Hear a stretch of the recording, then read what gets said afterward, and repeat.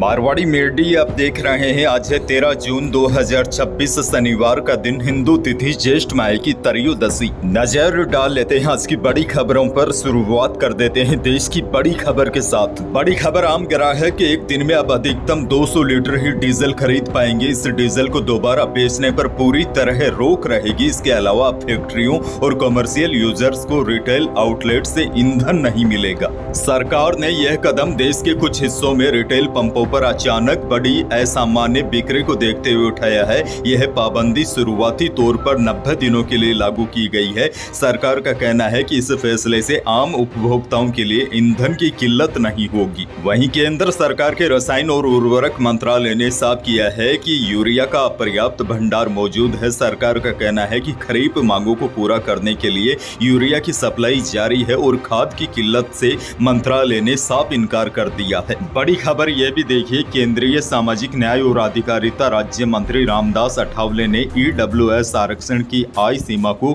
8 लाख रुपए से बढ़ाकर 12 से 15 लाख रुपए करने के संकेत दिए हैं। इसके साथ ही अठावले ने हालात सामान्य होने पर पेट्रोल डीजल की कीमतें घटाने की बात भी कही है। आगे बढ़ेंगे देश की एक और बड़ी खबर। देश में मॉनसून लगातार आगे बढ़ रहा है। शुक्रवार को झारखंड और ओडिशा के कुछ हिस्सों में इसकी एंट्री हो गई है। हालांकि महाराष्ट्र में मॉनसून की रफ्तार अभी काफी धीमी है। अब अगले 3-4 दिनों में मॉनसून के छत्तीसगढ़ और उत्तर प्रदेश में एंट्री करने की संभावना है। बहरहाल आगे बढ़ जाते हैं राजस्थान से बहुत बड़ी खबर। गुजरात के राज्यपाल आचार्य देवव्रत ने कहा, अगर हम समय रहते सचेत नहीं हुए तो आने वाली पीढ़ी हमें माफ नहीं करेगी। आज हम खेती नहीं पाप कर रहे हैं। उन्होंने कहा, हरित क्रांति के जनक एम स्वामीनाथन ने उस समय की जरूरत के हिसाब से 2.5 एकड़ में 13 किलो नाइट्रोजन डालने की सिफारिश की थी, लेकिन आज हरियाणा और पंजाब के किसान 1 एकड़ में 13 कट्टे यूरिया डाल रहे हैं।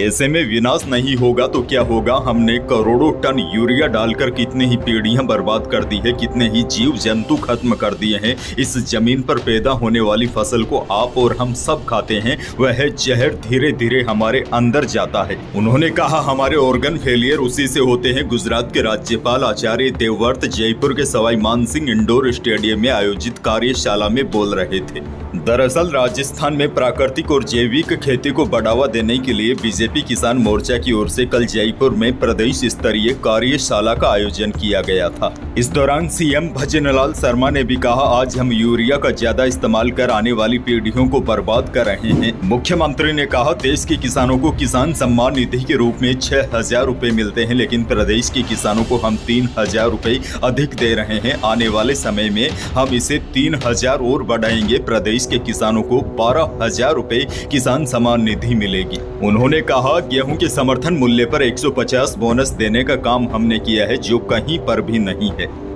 आगे बढ़ेंगे। सरकार का एक और बड़ा फैसला। मुख्यमंत्री भजनलाल शर्मा के नेतृत्व में किसानों को बड़ी राहत दी गई है। गेहूं खरीद अवधि 19 जून 2026 तक बढ़ाई गई है। खाद्य एवं नागरिक आपूर्ति विभाग ने रबी विपणन सीजन 2026-27 के लिए आदेश भी जारी कर दिए हैं। जिन पंजीकृत किसानों का गेहूं अब तक नहीं बिक पाया है, वे 19 जून तक एमएसपी पर बिक्री कर सकेंगे। किसान हितों को सर्वोच्च प्राथमिकता देते हुए राज्य सरकार ने संवेदनशील फैसला किया है।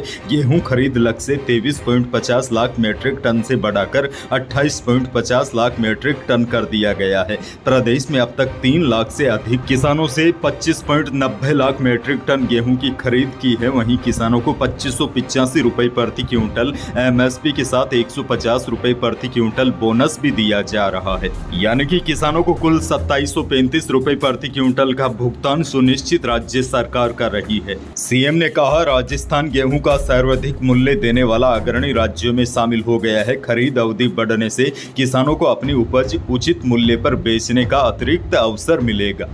आगे बढ़ेंगे। एक और बड़ी और काम की खबर। राजस्थान में अब उन लोगों की परेशानी बढ़ गई है जिनके बच्चों का जन्म 2011 से पहले हुआ था और उनके नाम अभी तक बर्थ सर्टिफिकेट से नहीं जुड़ पाए हैं, क्योंकि सरकार ने नाम दर्ज करने की प्रक्रिया को रोक दिया है। भारत सरकार की ओर से ऐसे प्रकरणों में नाम दर्ज करने की जो छूट दी थी वह अब खत्म हो गई है। आपको बता दूं, भारत सरकार ने 2021 में 15 साल से ज्यादा उम्र के बच्चों के नाम दर्ज करवाने के लिए 5 साल की छूट छूट दी थी।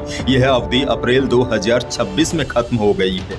दरअसल जन्म एवं मृत्यु रजिस्ट्रीकरण नियम 2000 में प्रावधान है कि जन्म के बाद बनने वाले जन्म प्रमाण पत्र में नाम जुड़वाने के लिए 15 साल का समय होता है। अगर बच्चे की उम्र 15 साल से ज्यादा हो जाती है और उसके बाद भी जन्म प्रमाण पत्र में नाम नहीं जुड़वाते तो उस बच्चे का नाम अब सर्टिफिकेट में नहीं जुड़ेगा।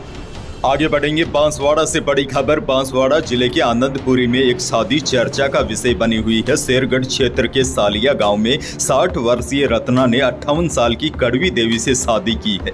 खास बात यह भी है दोनों बुजुर्ग 25 साल तक साथ रहे और फिर ग्रामीणों की मौजूदगी में विवाह की रस्में निभाई गई। शादी इसलिए भी खास रही क्योंकि इसका आयोजन उनके चारों बेटों ने मिलकर किया। विवाह से पहले हल्दी सहित सभी पारंपरिक रस्में निभाई गई। ढोल कुंडी की थाप, मंगल गीतों और पारंपरिक उत्सव के माहौल के बीच बुजुर्ग दंपति ने विधिवत फेरे लिए। जानकारी के अनुसार रत्ना और कड़वी देवी करीब 25 वर्ष पहले नात्रा प्रथा के तहत साथ रहने लगे थे। उस समय परिवार की आर्थिक स्थिति कमजोर होने की वजह से सामाजिक रीति रिवाजों और परंपराओं के अनुसार विवाह संस्कार नहीं हो सका था। अब समय के साथ परिवार की आर्थिक स्थिति ठीक हुई तो बेटों ने अपने माता पिता को सामाजिक सम्मान दिलवाने के लिए यह फैसला किया।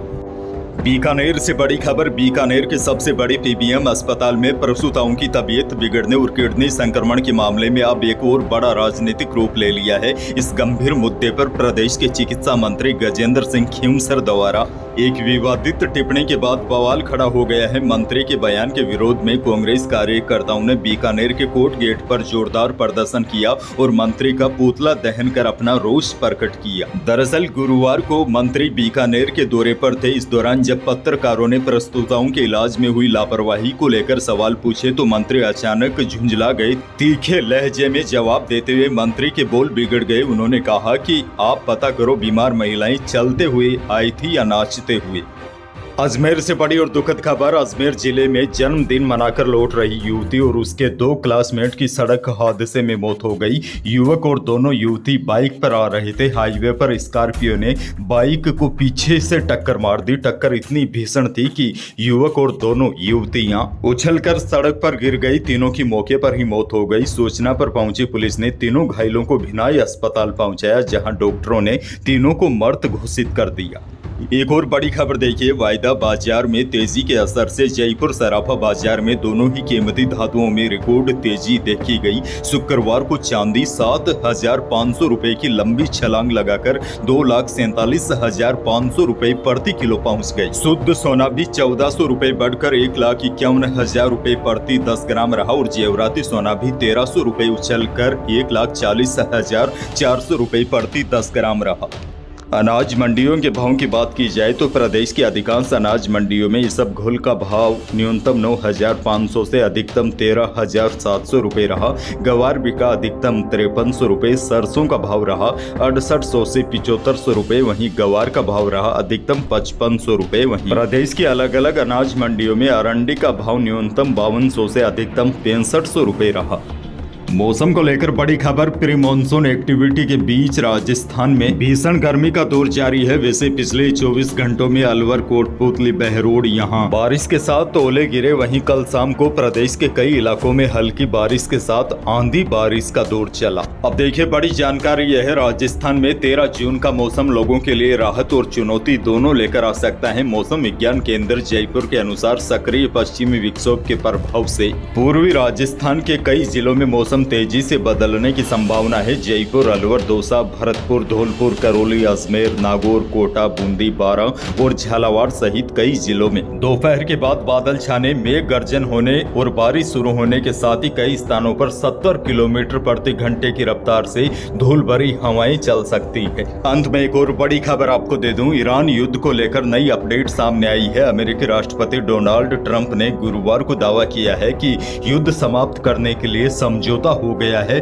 और जल्द ही यूरोप में डील साइन की जाएगी, लेकिन ईरानी विदेश मंत्रालय ने इस पर संदेह जताया है। अब देखिए, अमेरिका और ईरान के बीच जारी तनाव के बीच कल का दिन काफी महत्वपूर्ण माना जा रहा है, क्योंकि कल 14 जून को डोनाल्ड ट्रंप का जन्मदिन भी है। ऐसे में या तो कल कोई बड़ा घटनाक्रम देखने को मिल सकता है या फिर कल युद्ध समाप्ति को लेकर डोनाल्ड ट्रंप कोई बड़ा ऐलान कर सकते हैं। यानी कि मिडिल ईस्ट में तनाव के बीच कल का दिन काफी महत्वपूर्ण दिन साबित हो सकता है। तो यही थी प्रदेश और देश की आज की बड़ी और महत्वपूर्ण खबरें। वीडियो को लाइक करना बिल्कुल न भूलिए। चैनल पर नए हैं तो सब्सक्राइब जरूर कीजिए ताकि आप अपडेट रहे बड़ी और काम की खबरों से।